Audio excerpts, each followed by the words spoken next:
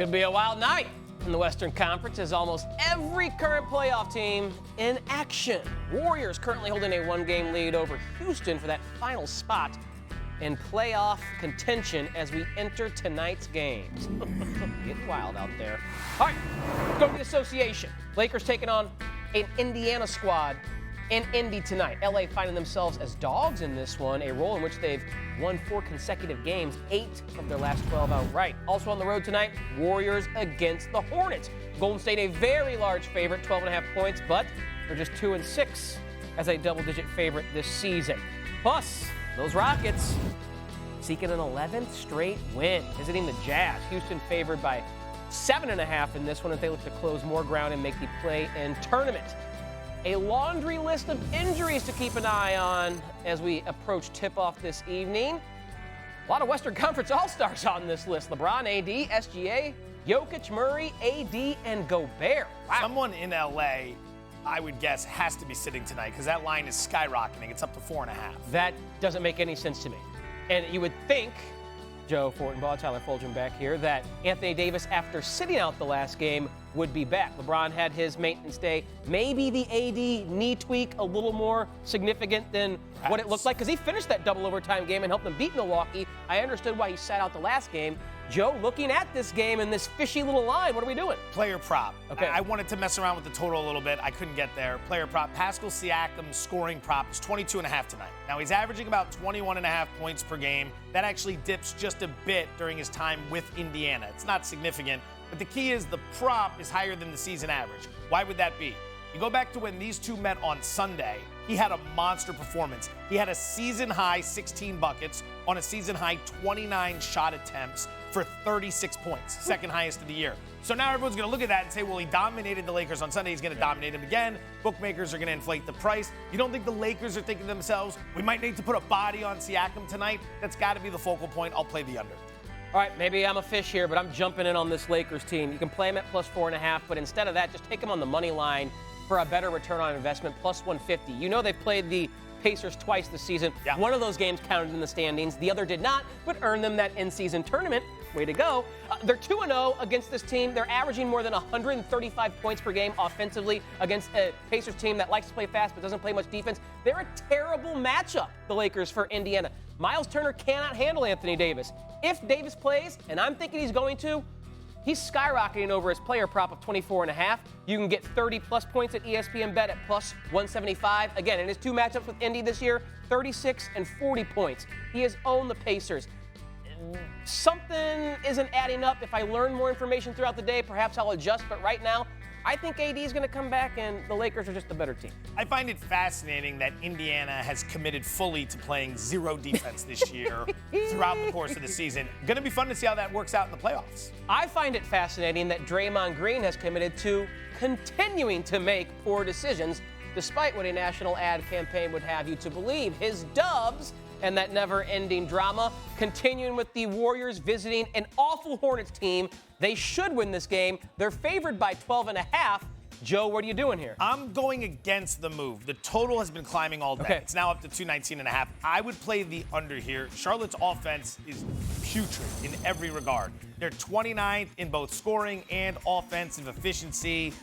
They don't play fast. They rank bottom 3 in true shooting percentage. Now, take a look at this. The Warriors, I don't think they're going to have the legs tonight for the shots or for the defensive end of the court in terms of pace. I think it's going to be a slower game tonight. 5th game in their 5th different city in 8 nights.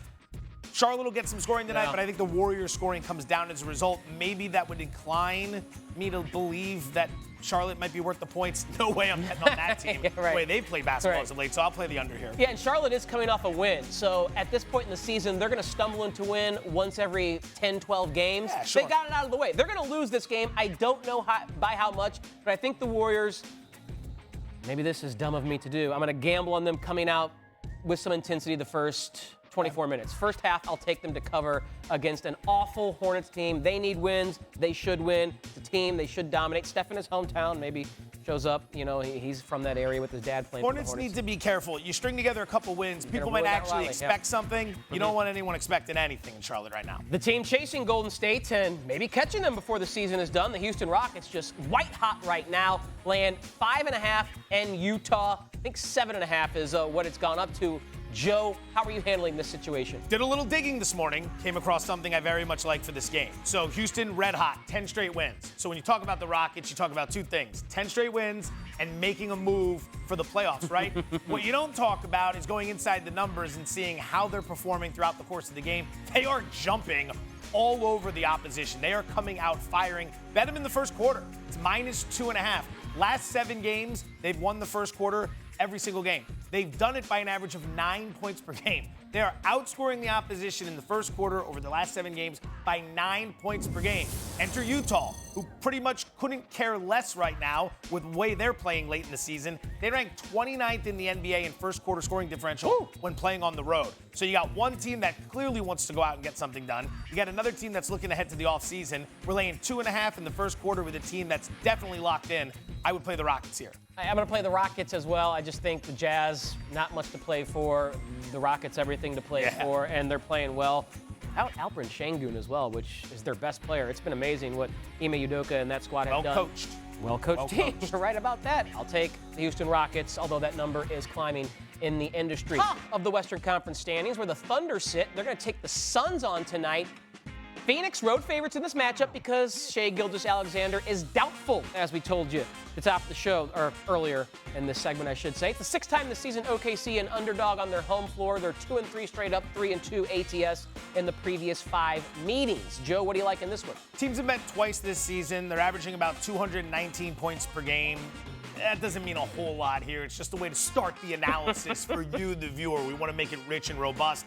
Gonna play the under here. Not a big bet, small wager, but you know we like to zigzag on this program, especially come playoff time. Well, right now you got a Phoenix team that's coming off white-hot shooting effort against Denver. They were 48% from deep. That's about 10% above the season average. That number's gonna come down tonight. And when it does, we're gonna be in a position where when we play the under, that's gonna be beneficial to us. Phoenix on the road this season, unders are hitting at right around 60% of the year, about 58%. So we'll lean into that a little bit here and we'll play the under. It has gotten up to about 227 in some spots. So keep an eye on that. Yeah, I'm going to stay away from that one. I was hoping SGA would play because I really wanted to back the Thunder here, but with him out, I will stay away. Looking at the Western Conference standing, those Thunder sitting in the 3 spot, 2 teams ahead of them. Also in action tonight as we continue at the top of the West, the Nuggets and the Minnesota Timberwolves. Joe, Nuggets looking to rebound after a loss to the Suns. How are you handling this matchup? It's a big red flag to me, this game, because they just matched up on March 19. Total was sitting around 217. You got 227 points. So normally in that scenario, assuming most of the guys are still playing, most of the guys are healthy, total would go up.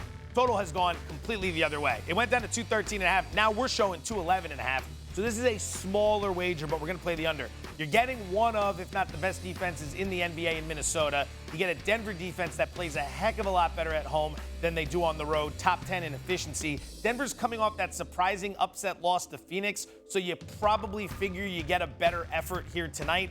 Off a loss this season, they're averaging about 104 points per game allowed, which when you put that in the grand scheme of how defenses perform in the NBA today, is fantastic. So with that being the case, with how Minnesota plays on D, I'd look to the under here. But again, this thing is plummeting since we came on the air, so smaller wager. And that concerns me a little bit, kind of talking about this with the Lakers game. Jokic and Murray. Murray missed the last game, both on the injury list. If they're available, I like Denver, but more information kind of needed before I commit to anything in that game, which... And Edwards on that list as well. So there's a couple key guys on both sides. So earlier in the day, we're doing the show. Got to keep an eye on all this stuff. If everyone's healthy, that could be fun. If not...